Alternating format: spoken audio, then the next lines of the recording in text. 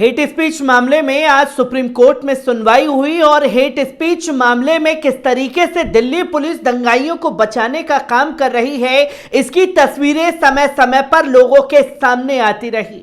और जब यही तस्वीर सीजीआई के पास पहुंची तो सीजीआई ने पूरी तरीके से फटकार लगाई, खासतौर पर दिल्ली पुलिस को, जहां धर्म संसद के नाम पर दिल्ली में मुसलमानों के बहिष्कार का ऐलान किया जा रहा था, मुसलमानों के नरसंहार का ऐलान किया जा रहा था।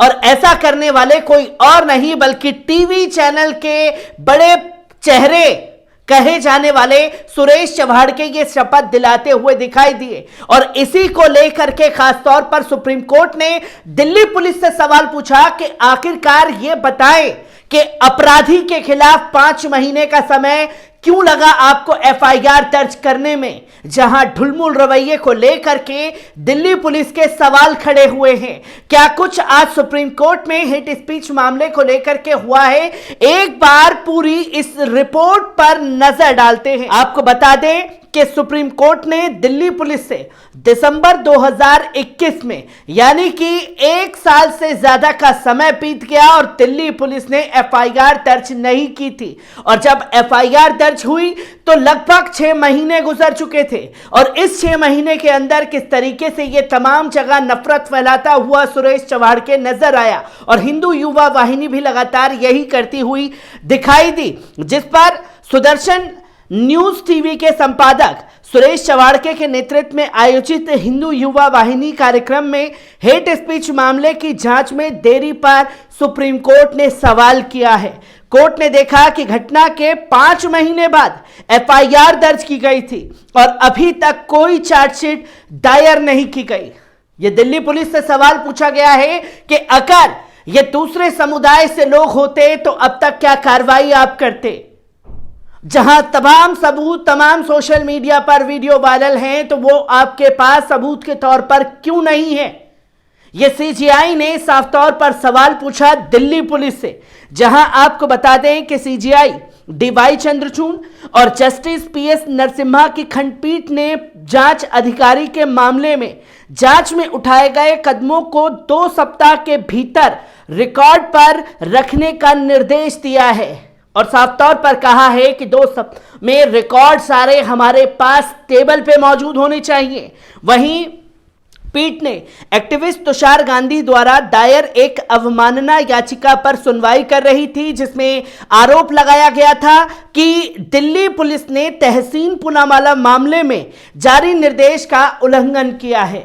जहां तहसीन पूनावाला का नाम का भी जिक्र हुआ, इसमें जहां उन्होंने बोला खासतौर पर तहसीन पूनावाला ने कि हम लोग एफआईआर दिल्ली पुलिस के थाने में जाकर के इनके खिलाफ दर्ज कराना चाहते थे, पर दिल्ली पुलिस ने इनके खिलाफ एफआईआर दर्ज नहीं की।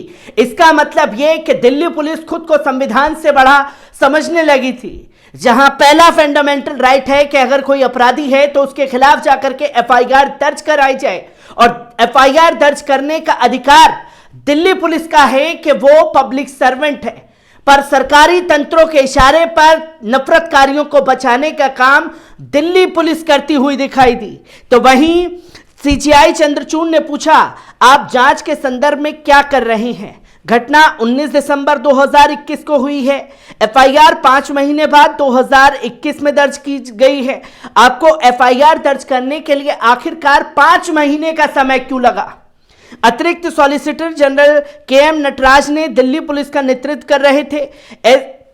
एएसजी ने जवाब दिया कि देरी जानबूझकर नहीं की गई, पुलिस जांच कर रही थी। मतलब जिसके खिलाफ सबूत सोशल मीडिया पर मौजूद और उसी को सबूत ना मान करके तमाम चीजें दिखाई गई और उसमें सबूत जुटाने में 5 महीने का समय कैसे लगा।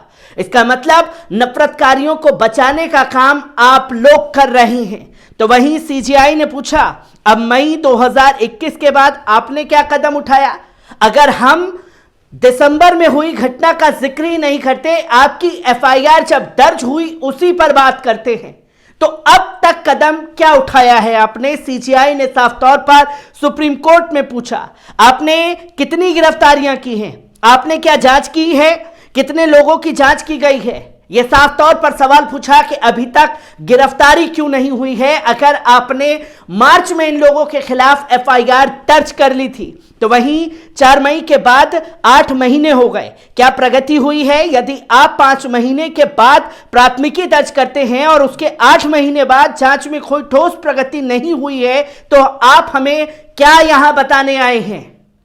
जब आपने खुद ही फैसला कर लिया है तो यहां कोर्ट अदालतों की जरूरतें क्यों हैं? एएसजी ने निर्देश लेने के बाद बयान दर्ज करने पर सहमति जताई। एडवोकेट शादान फरासत ने प्रस्तुत किया कि यह एक बहुत गंभीर मसला है और उन्होंने पीठ से उस कार्यक्रम में दिए गए भाषणों की ट्रांसक्रिप्ट पढ़ने का अनुरोध किया जहां कथित तौर पर मुस्लिम समुदाय के खिलाफ बयान दिए जा रहे थे, जहां एडवोकेट फरासत ने साफ तौर पर उन लोगों के वीडियो के स्पीचेस को जज के सामने टेबल पे रखा और जज से ही कहा कि आप एक बार इसे पढ़ करके बताएं और ये देखें कि क्या इसमें मुसलमानों के खिलाफ नफरत फैलाई गई है या नहीं गई है।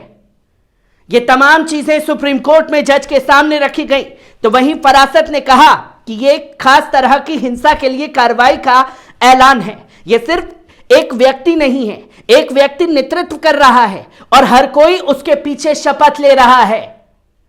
खासतौर पर सुरेश चवाणके के उस वीडियो का जिक्र किया गया।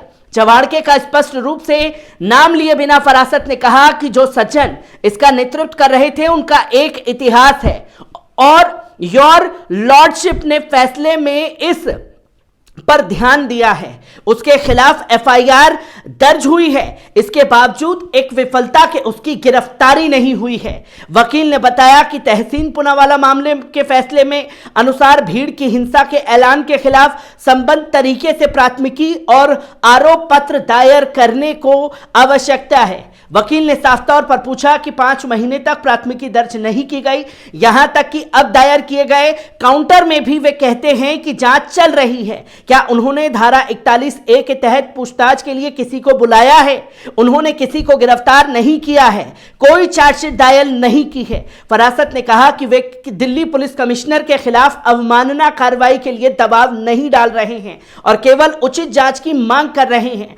आपको बता दें कि शुरुआत में दिल्ली पुलिस ने कहा था कि हिंदू युवा वाहिनी के आयोजन के दौरान दिए गए किसी भाषण में श्रेणी में नहीं आते हैं, जहां दिल्ली पुलिस ने यह दावा किया था कि कोई नफरत नहीं फैलाई गई।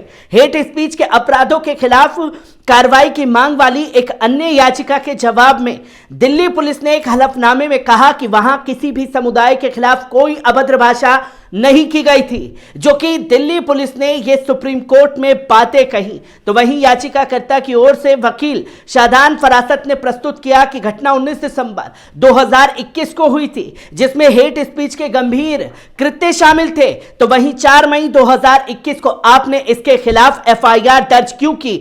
आपको 5 महीने का समय क्यों लगा?